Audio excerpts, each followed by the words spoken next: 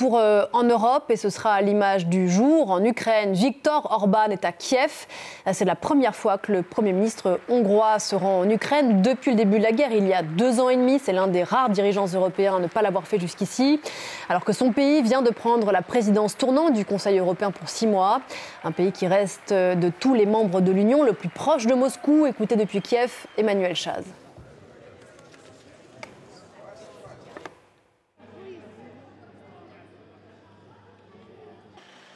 C'est une visite hautement symbolique, diplomatiquement très importante pour l'Ukraine. Le Premier ministre hongrois, à la tête de la présidence tournante de l'Union européenne, est arrivé ce matin à Kiev. Il va s'entretenir avec le président ukrainien, Volodymyr Zelensky. Et je disais, diplomatiquement, c'est très important puisque ça fait plus de 2 ans que Viktor Orban, il semble s'aligner beaucoup plus sur l'agenda de Moscou que sur celui de Bruxelles. Alors, son arrivée à Kiev intervient à un moment où Volodymyr Zelensky appelle à plus d'aide du côté européen, notamment en matière de défense aérienne, notamment en matière d'équipement militaire, 2 choses à laquelle Viktor Orban s'était régulièrement opposé pendant ces 2 ans. Il était le dirigeant le plus réfractaire à l'aide européenne accordée à l'Ukraine. Donc on imagine bien que ça sera à l'agenda aujourd'hui. Autre chose qui seront sans doute discutées entre les deux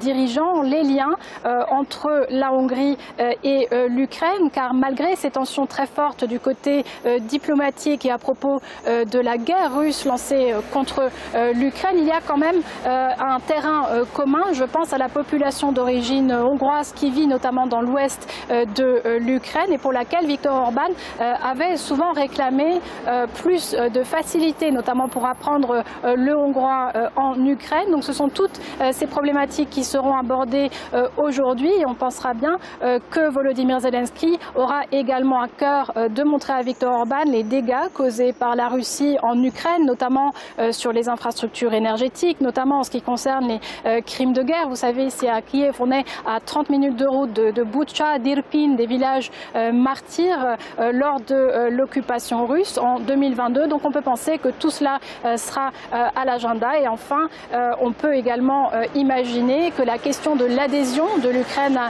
l'Union européenne sera également abordée avec, encore une fois, depuis plus de 2 ans, on a vu un Viktor Orban assez réfractaire à cette idée. Donc peut-être que Volodymyr Zelensky, une fois encore, aura à cœur de faire changer d'avis le dirigeant hongrois.